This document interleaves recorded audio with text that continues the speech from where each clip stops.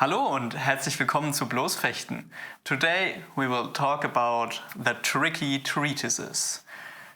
So how difficult can it be to translate, transcribe and then translate into motion the techniques that are mentioned in the fencing manuals? So I picked two fencing manuals that are around 50 years apart from each other and two techniques that came to life in one of our sparring sessions. So first we'll have a look at the two techniques from the sparring session.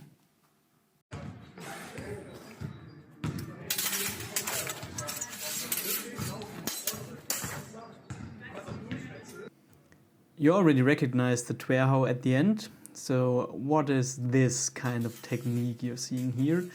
From our point of view, this would be what we call Fühlen, which is kind of neglected in modern HEMA, when you ask me. So now let's talk about the two sources I've picked for this video. The first one is the so-called MS3227A, or pseudo Hans Döbringer Fechtbuch, or as we call it in German, the Döbringer Fechtbuch. We don't know exactly at which time it was written. Some date it to 1390, some would say it's a bit later, but nevertheless it's one of the earlier sources we have referencing the wiktenauer tradition. The second one I've picked up is the Codex 44.8a, or the pseudo Peter from Danzig fencing manual, oder Pseudo Peter von Danzig, or Danzig Fechtbuch as we call it in German. And I've picked these on purpose. They are around 40 to 50 years apart from each other. And from my point of view, the two treatises also have a few differences. So the earlier one, the MS3227A, is a collection from different authors or different fencers, we don't really know. And so there are some repetitive elements in this treatise. It's more like a collection and different authors discussed the same thing. So we have in one manual different instances describing the same technique, referencing the same rhymes from the Lichtenauer tradition, while the Codex 44.8a seems a bit more structured, like an instruction manual. At least that's my impression. So what has the oldest manual to say about the Fühlen?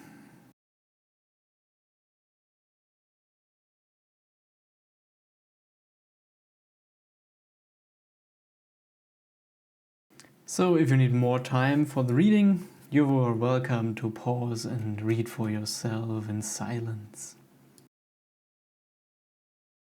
I also highlighted the sections of the text where the transcription and translation comes from, so if you want to practice your medieval German, you're welcome.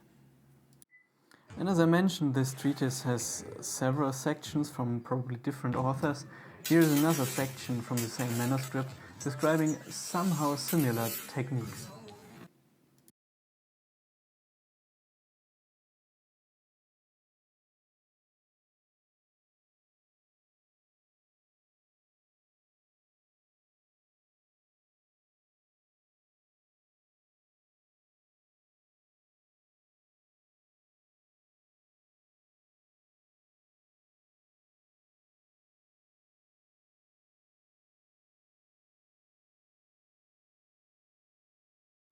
And now to the similar section in the Peter von Danzig treatise.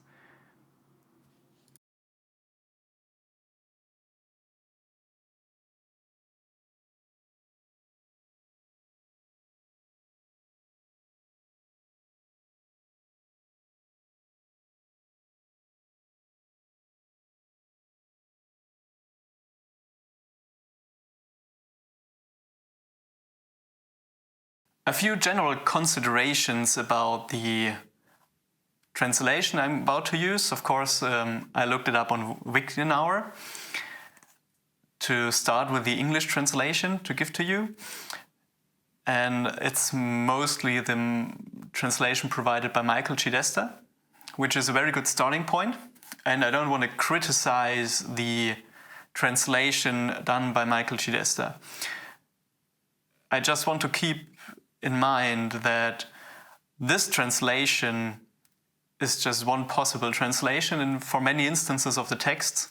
So even for me as a native German speaker, it's difficult to transcribe the words from High Medieval German to modern German and then translate it into another language.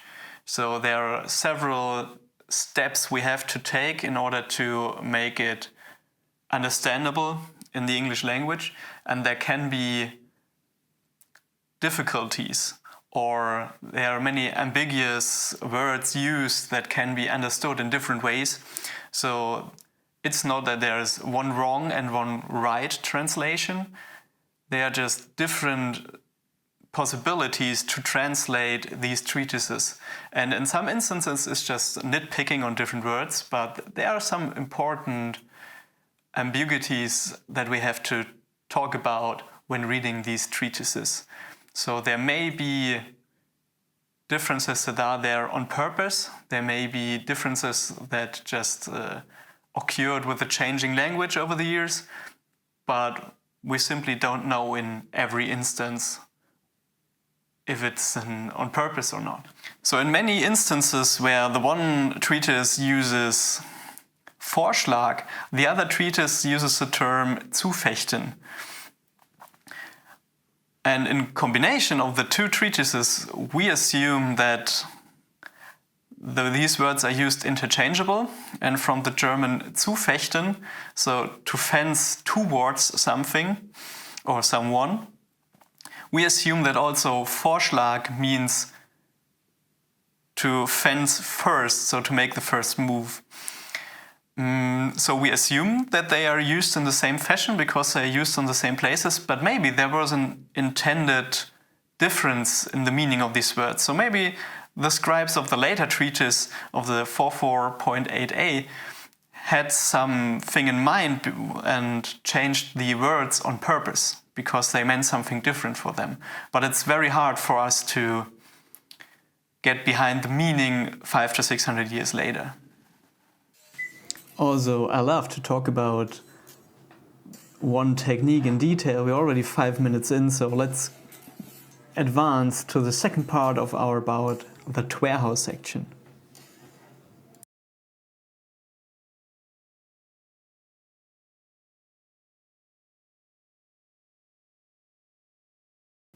So feel free to pause the video at any time to read in your speed, and we will discuss the differences afterwards.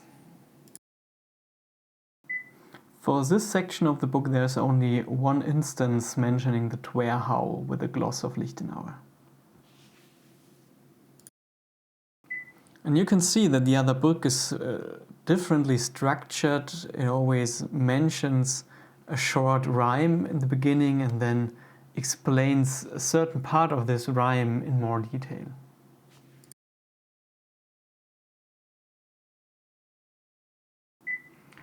The full text rhyme is also part of the older manuscript, but it's not diverted into sections.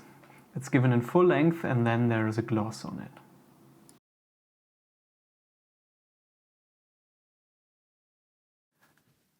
One thing I've noticed while working with these two manuscripts is that the introduction rhyme to the Twerhau is similar, but it's written in different fashion.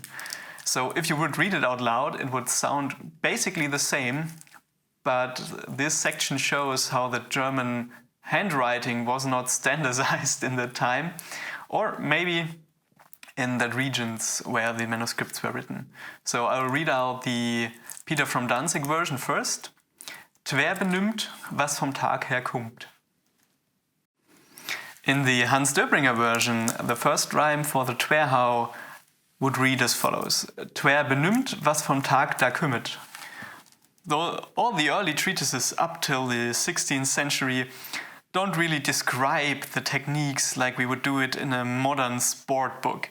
So in many instances, the technique itself, how your body moves, how the sword rotates, isn't fully described. We think it's on purpose, so the masters don't want to give someone a book that makes himself obsolete.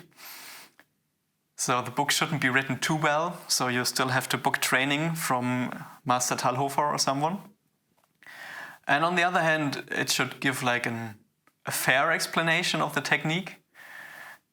And keeping in mind that we don't have all the information we need for a certain type of movement, and at least 2 or 3 steps in the translation that can go wrong from the handwritten early New High German up till a modern English version, I think we can all become a bit more open-minded in the HEMA community that different schools today execute movements and techniques in different fashion is maybe the same as it was in the 15th century. One might argue from the treatises the different wordings used may also be on purpose, so maybe different Lichtenauer masters did techniques differently, just like we do it today. So those differences are mentioned like jumping from one twer to another, while the older treatise more focuses on the twer with the full strength of your body, which may result in differences like the ones shown here. Another very interesting word from the treatises is the word Indes. Indes is maybe one of the most famous words from the Lichtenauer tradition. There are even HEMA clubs named after Indes. And Indes could be described or translated as actions that happen simultaneously at the same time in a similar speed, or also at the same place, depending on the context. And Indes underwent some changes, from my opinion, from the earliest treatise, from the Hans Döbringer one to the Peter von Danzig one. And even for me, as a native-speaking German person, I can't fluidly read these early New High German sources. There are people that can, that do this as a job, as a hobby, and are fluent in the handwriting and the early New High German language, but most of us aren't. So coming to a transcription from the handwriting to an easy readable text, then a translation to maybe modern German or directly to the modern English language has several steps where something can go wrong, or where you can simply disagree and don't know which exactly was meant. We will come to a few examples in the treatises where the word used in early New High German language may have a different meaning than it has in German today, and may not be translated word by word or with a similar meaning into modern English. One good example for misleading similarities between early New High German and the modern German would be like the term Vorschlag. So the treatises use the term Vorschlag like 2 separate words, like vor, which means before, can be either a time or a place in front, before, and Schlag as in to strike.